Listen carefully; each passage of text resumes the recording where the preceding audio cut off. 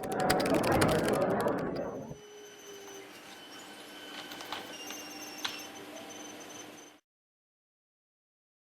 and welcome to the 9th Fundamental Investing with the Use of Programming tutorial. Where we left off, I was showing you guys how to basically get all of the tickers of companies located within the Russell 3000, compile them into an array, and then kind of left it with that I was going to run it through our Yahoo Finance stats and find eligible companies. Just so happens that I ran it through that entire the entire Russell 3000 against the Yahoo stats using our requirements of, let me scroll down here, price to book.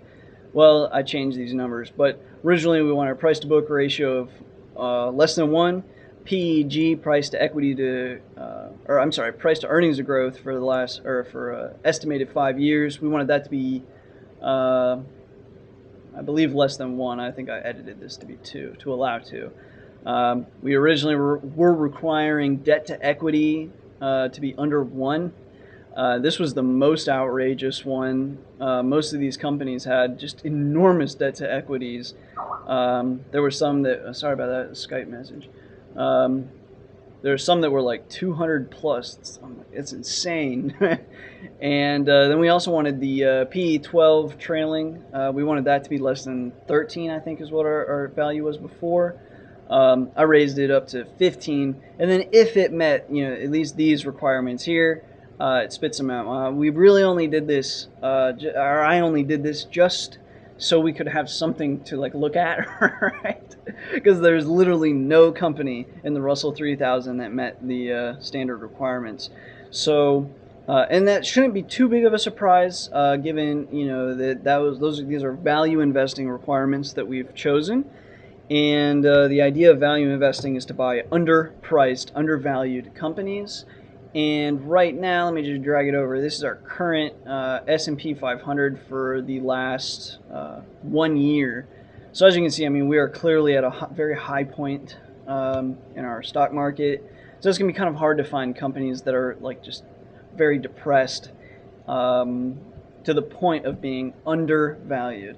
So anyway, and if anything, there's a bit of a risk here, just simply seeing that there's literally no undervalued company. That's crazy. I really thought that we would find something. Anyway, so with these requirements here, with the price to book under 2, PEG 5 under 2, no debt to equity requirement was made. We're just going to kind of go by ear on that. It still prints it out for us to look at, but it's not going to make a requirement. And then the trailing price to earnings, we require that to be under 15, right? So that's probably the fairest measure. Really, at least by value investing standards, you're really looking for something that is in the bottom 10% of compared to its competitors. So anyway, I ran this through the Yahoo data set. And we actually got quite a few, and at the end I had it print out every ticker that matched it. So these were all of the tickers that matched it. So we can definitely whittle this down a little bit. I did save that ticker, so the next time, if you do want to whittle it down, so first time you might run it with pretty wide allowances, and then you can have it spit out, this ticker here that I spit out. And the way that you do that is if it meets all of your requirements to this point, I just made an empty array here at the top. Well, at least in the other script, it's not in this script. But if it met all the requirements, then what it did was append the stock to of interest. But now I'm going to actually comment this out because we don't want to be doing that again. So if I whittle this down again, we could say, even better, right, as an array, make it an empty array. And then if we say, okay, now we're going to look for companies that are price to book 1, and then come down here, and then we would add, instead of interest, even better, append 1. And then down here, so you actually get the array, even better. So here's what we'll do is we'll do that, and let's say we're going to require a price to book. Let's see, I'm trying to think of which one we would want to move next. If it's price to book, PEG, I think we'll be fine because that's a forward PEG. and I don't really want to raise this PE 12. So I think price to book's the best thing to lower. So let's see if we can, if everything in this of interest. What we'll do now is we'll run it. So instead for each stock in the Russell 3000, let's say for each stock in the of interest, what are we working with? And before I go, well, I guess it's not a big deal. We could probably just run that now. But I'll just drag this over. So we could run that, but anyway, over here we can see here the XL met the requirements. This is not the first time we've seen XL on our list.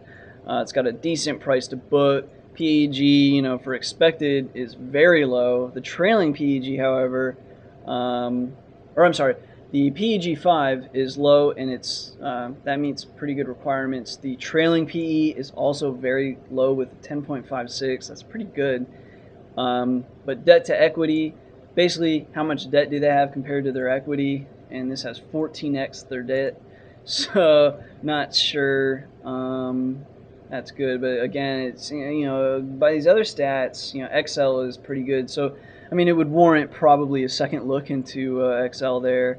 Then we've got this company now. They're 66. I'm trying to find one that has like a massive one. Some of these, yeah, this company here, WD, 149 times, and they're also over the one price to book. Here's one that is perfectly one. Pretty decent stats still, debt to equity. I don't see like the company here, like say they have a not available.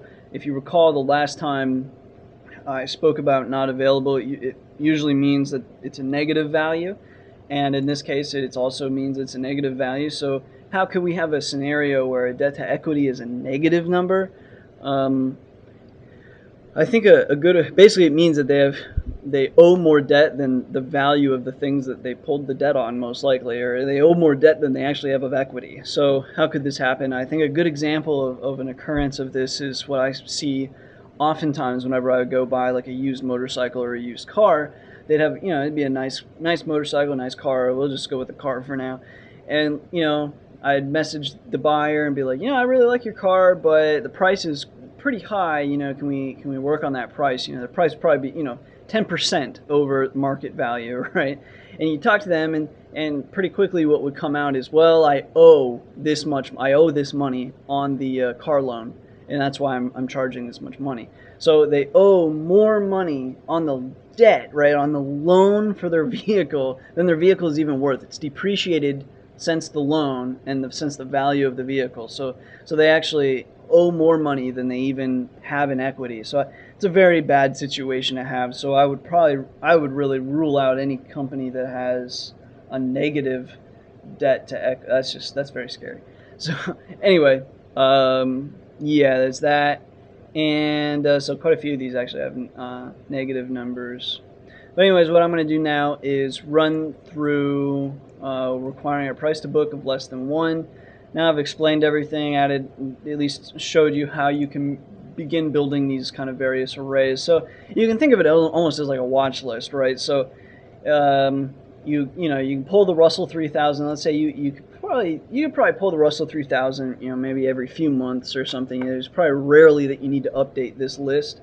And then of the of interest stocks, you could probably run this every 3 months and maybe change a few stocks in and out of this. I would especially probably, if there's ever like a severe market downturn or the markets go up significantly or something, that's when you're going to get most of these companies changing in and out of this array. And then, so like this is your kind of watch list, and this is an even deeper watch list. And then obviously, of our true requirements of companies that we'd be like, hey, let's buy today, right? There was none today. So, we're really only going to have watch lists probably for this entire series. But at least I'm showing you guys how you would go about it to the point of actual or at least, deciding to read up on the company. So anyway, what I'm going to do is I'm going to run through the of interest stocks, figure out who has all the stocks that have less than a 1 ratio. And really, I would say if DE not equals, let's see, I think the only thing I would change is, I'm not going to worry about that now actually, but probably you would say like if DE not equals not available, then give us that as well, like make that a requirement. But yeah, a lot of these companies just have like huge debt to equity ratios. So anyway, that's that. I'm going to run it through and then I'll continue on in the next video. As always, thanks for watching. Thank you for your support, your subscriptions, and until next time.